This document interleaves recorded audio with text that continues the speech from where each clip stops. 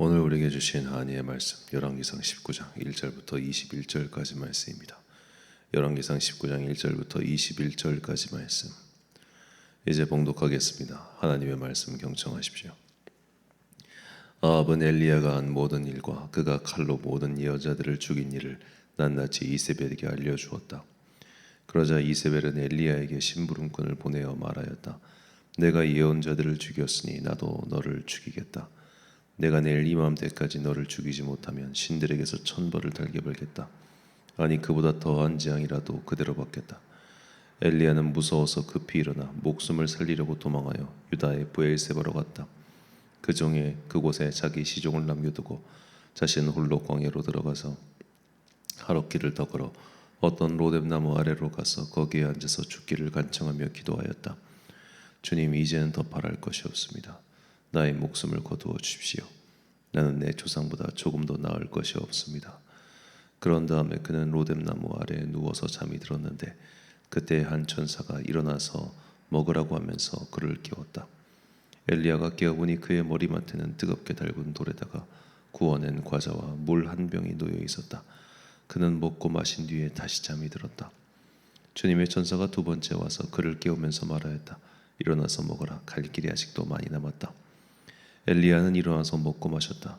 그 음식을 먹고 힘을 얻어서 밤낮 40일 동안을 걸어 하나님의 산인 호렙산에 도착하였다.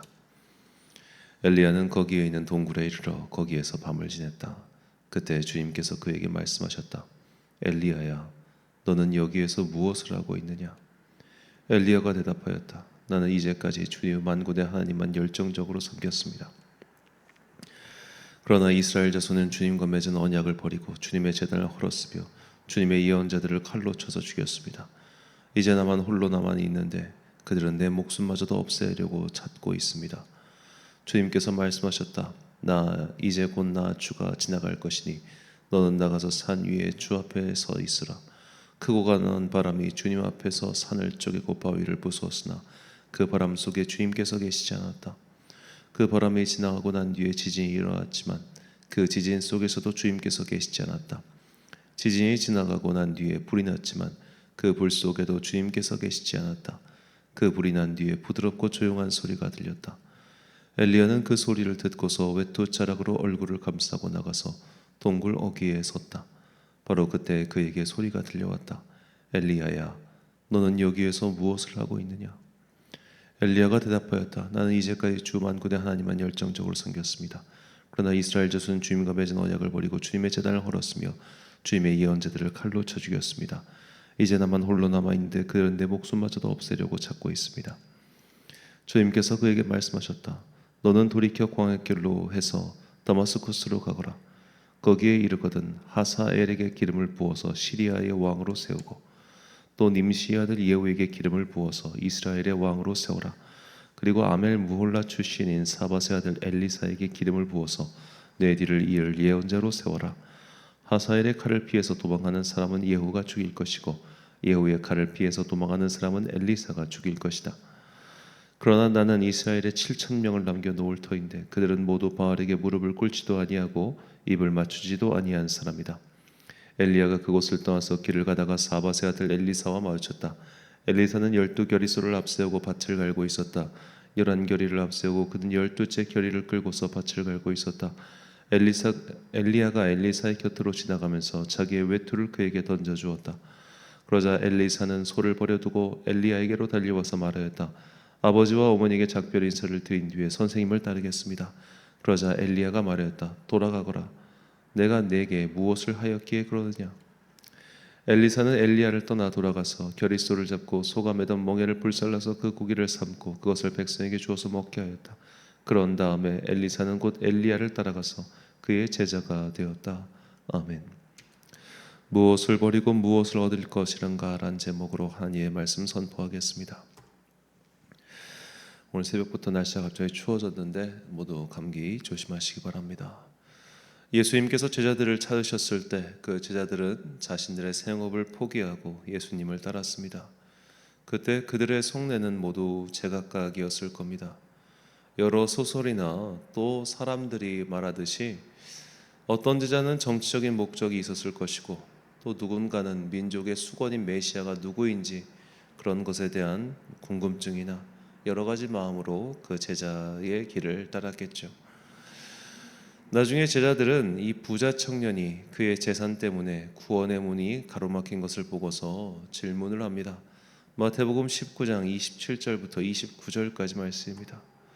이에 베드로가 대답하여 이르되 보소서 우리가 모든 것을 버리고 주를 따랐사온데 그런즉 우리가 무엇을 얻으리이까? 예수께서 이르시되 내가 진실로 너희에게 이르노니 세상이 새롭게 되어 인자가 자기 영광의 보좌에 앉을 때 나를 따르는 너희도 12보좌에 앉아 이스라엘 12지파를 심판하리라. 또 내 이름을 위하여 집이나 형제나 자매나 부모나 자식이나 전토를 벌인 자마다 여러 배를 받고 또 영생을 상속하리라. 아멘. 자, 예수님께서 여러 배를 받고 영생을 상속한다라고 말씀하셨습니다. 또한 이 누가복음 18장 29절과 30절을 보면 현세의 여러 배를 받고 내세의 영생을 받지 못할 자가 없느니라라고 말씀하셨습니다. 자, 이렇게만 읽으면 우리가 내 재산을 버리고 주님을 따르면 그 주님을 따른 대가로 현세에서 훨씬 더 큰 것을 받을 것처럼 오해하기 쉽죠. 즉 내가 현재 자산이 100만 원인데 이 100만 원을 버렸어요. 그 100만 원을 버리고 주님을 쫓으니까 주님께서 여러 배, 10배를 주셔가지고 나중에 1000만 원이 됐다. 우리 이런 식의 고백 정말 많이 하지 않습니까? 물론 그렇게 주실 때도 있습니다만 안 주시는 경우가 훨씬 더 많습니다. 왜 그럴까요? 오늘 이 본문 속에 아까 그 예수님의 대답 속에 잘 보면 여러 배를 받는다고 했는데 이것은 너의 지경이 확장돼서 것을 뜻하죠. 가족이나 형제를 버렸잖아요. 그 가족이나 형제를 버렸는데 대신 하나님의 자녀들과 함께 새로운 형제 자매, 새로운 영적 가족이 되었어요. 지경이 넓어지는 건 아닙니까? 베드로나 그의 제자들 다들 생업을 버리고 주님을 따랐지만 오히려 그의 가족들과 그와 함께하는 사람들이 늘어났잖아요. 120명의 제자들, 그리고 나중에 예루살렘 교회 사람들까지 해서 이것은 단순히 막 너희가 더 권세가 많아질 거야, 너희가 더 영향력이 커질 거야, 뭐 이런 유치찬란한 이야기가 아닙니다. 너희가 이 세상의 길을 버렸고 이 하나님 나라의 길을 들어왔기 때문에 하나님 나라에 속한 사람들, 그들과 함께 더불어 너희의 지경이 넓어질 거야. 그런 의미죠. 자, 한 국가가 부강해지면 그 국가에 속한 시민들도 국가의 보호를 받으면서 부유하게 살지 않습니까? 그거가 똑같은 겁니다. 하나님 나라가 확장되죠. 그 하나님 나라에 속해졌으니 이제는 그 하나님 나라의 풍성함과 부유함 속에서 너희들이 이전에 받지 못했던 것들 혹은 누릴 수 없었던 것들을 여기서 누리게 된다는 의미예요.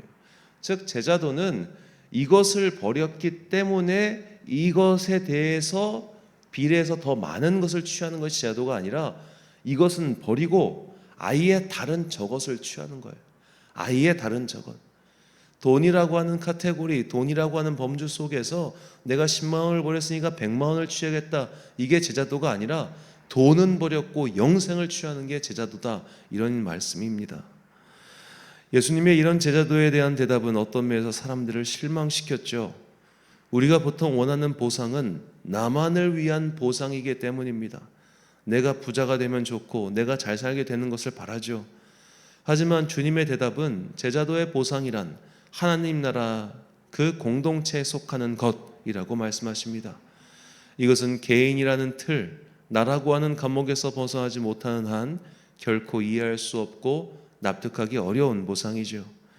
하지만 이것이 제자도의 핵심입니다. 이것을 버리고 저것을 택하는 양자택일의 결단이죠.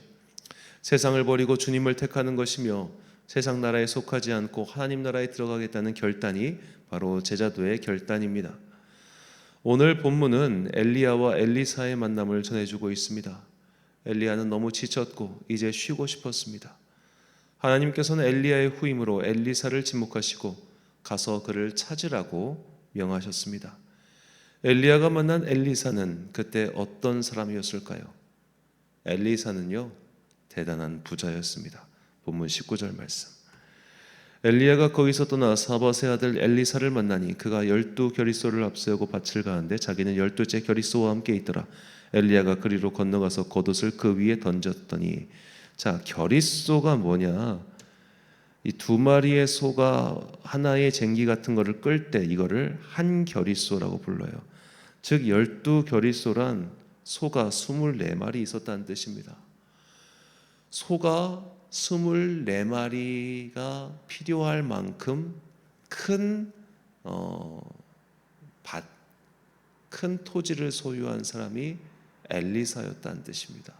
물론 그의 부모님이 살아계셨던 것으로 보아 그는 그 후계자였지만, 여하튼 그 옛날에 소가 24마리나 필요할 정도의, 요즘으로 치면 이제 트랙터가 12개인 거 아니에요.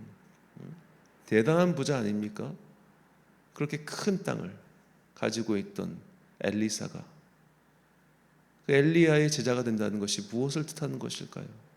엘리야가 지금 12겨릿소 24마리를 포기하고 이 밭을 포기하면 더 큰 부자가 될 거야라는 것을 확증시켜줬기 때문에 엘리사가 따라가는 겁니까? 엘리야의 행색을 생각해 보십시오. 그는 광인입니다. 광인.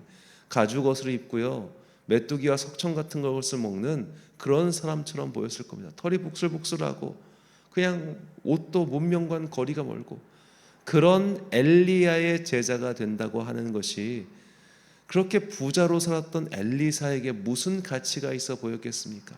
하지만 엘리사는 그 길을 택합니다. 왜 그랬을까요? 만약 왜 그랬을까요? 그것이 진짜 생명의 길인 것을 알았기 때문이죠. 만약 엘리사가 내가 이렇게 많은 재산을 포기했으니 하나님께서 더 큰 재산을 주실 것이야 라고 기대했다면, 그는 나중에 아람 장군 나아만이 자신의 그 한센시병이 치유받고 나서 엘리사에게 많은 금은보화를 드리려고 했을 때 그거 받았을 거예요. 하나님께서 젊은 날에 내가 그 엄청난 토지와 이 24마리가 필요할 정도의 큰 이 어마어마한 그거를 재산을 내가 포기했으니까 하나님께서 이렇게 나아만을 통해서 보상해 주시는구나, 아이고 잘 받겠습니다, 받았을 거예요. 엘리사는 그게 아니었어요. 그는 다른 길을 선택했어요. 그는 이 땅의 것을 버렸습니다. 그리고 하나님의 것을 택했습니다. 제자도의 보상은 이 현세에서 이루어지는 게 아니에요. 제자도의 진정한 보상은 영생의 축복이며 하나님 나라에서 얻는 면류관입니다. 사도 바울은 이것을 분명히 깨달았고, 그래서 그리스도의 뒤를 따르는 자들에게 이것을 선포합니다. 디모데후서 4장 7절과 8절 말씀. 나는 선한 싸움을 싸우고 나의 달려갈 길을 마치고 믿음을 지켰으니 이제 후로는 나를 위하여 의의 면류관이 예비되었으므로 주 곧 의로우신 재판장이 그날에 내게 주실 것이며 내게만 아니라 주의 나타나심을 사모하는 모든 자에게도니라. 아멘. 사랑하는 천안광성교회 성도 여러분, 그리고 이 새벽을 함께 깨우고 계신 귀한 주님의 자녀 여러분, 우리가 주님을 따르는 이유, 주님의 제자가 되기로 결단한 이유는 이 세상에서 더 잘 먹고 잘 살기 위함이 아닙니다. 만약 그런 생각이 있었다면 투자를 완전히 잘못하신 겁니다. 차라리 헌금하며 이 교회나 기타 등등에 드릴 시간에 다른 일을 하는 게 낫습니다. 우리는 10,000원 투자해서 10만 원을 벌려고 하는 투자자들이 아닙니다. 우리는 그런 기대조차도 다 버린 주님을 따르는 제자입니다. 그래서 제자도의 핵심은 버리는 데 있는 거예요. 얻으려고 투자하는 게 있는 게 아니라, 우리는 이렇게 버리기 위해서 사실은 헌금을 하고 헌신을 하고 봉사를 하고 예배를 드리는 겁니다. 더 이상 이 땅에 우리의 영혼이 묶이지 않기 위해서 주님께 나의 것을 드리는 거예요. 나의 시간, 나의 육체, 나의 재물 말입니다. 제자도는 세상의 것들을 버리고 또한 세상의 것들이 다시 돌아오리라는 기대조차 버린 것을 뜻합니다. 그리고 오직 하나님 나라의 완성을 향해 달려가는 순결한 결단입니다. 그래서 아무나 이 길을 가지도 못하고 이 길을 택한 자들에게는 피할 수 없는 면류관을 주신다고 약속하신 것이죠. 모든 것을 버리고 주님을 따랐기에 지금 하나님의 곁에서 영화로운 천국 잔치를 누리고 있는 이 선배들을 본받아 우리 또한 저 하늘나라의 상급을 바라보며 세상의 것들을 내려놓는 주의 제자들이 되시길 예수님의 이름으로 축원합니다. 기도하겠습니다. 사랑과 은혜가 풍성하신 아버지 하나님, 오늘 말씀을 통해 제자도의 본질을 깨닫게 해주시니 감사합니다. 엘리사는 그 많은 재산을 포기하고 광인과 거렁뱅이처럼 살고 있었던 엘리야의 후계자가 되기로 결단했습니다. 그것은 보통 결단이 아니었습니다. 우리라면 이런 결단을 내릴 수 있었을까요? 그러나 엘리사는 그렇게 하였고, 그래서 그는 하나님의 위대한 종으로 역사에 이름을 남겼습니다. 지금도 그렇게 모든 것을 버리고 주님을 따랐던 자들은 천국에서 주님과 함께 비할 수 없는 기쁨의 잔치를 누리고 있음을 믿습니다. 주님, 우리가 그런 믿음의 대단한 사람이 되지는 못할지언정 적어도 이 땅에서 더 많은 것을 얻기 위하여 무슨 투자하듯이 주님께 나의 것을 아껴가며 드리는 그런 속된 자들은 되지 않게 하여 주옵소서. 모든 것을 버리고 주를 쫓지는 못할지언정 내가 이것을 드렸으니 이만큼을 돌려주세요라고 기도하는 모렴치한 자들 되지 않게 하여 주옵소서. 10월의 마지막 날이 이제 이틀 남았습니다. 남은 시간 동안 우리의 영혼을 잘 갈무리하여 11월 첫날부터 시작되는 다니엘 기도회에 주님 은총 베풀어 주옵소서. 수험생 자녀들을 위하여 다시 한번 기도합니다. 주님, 그 자녀들에게 지혜와 능력 더하여 주시고 마음이 핍절하지 아니하도록 또한 은총 베풀어 주옵소서.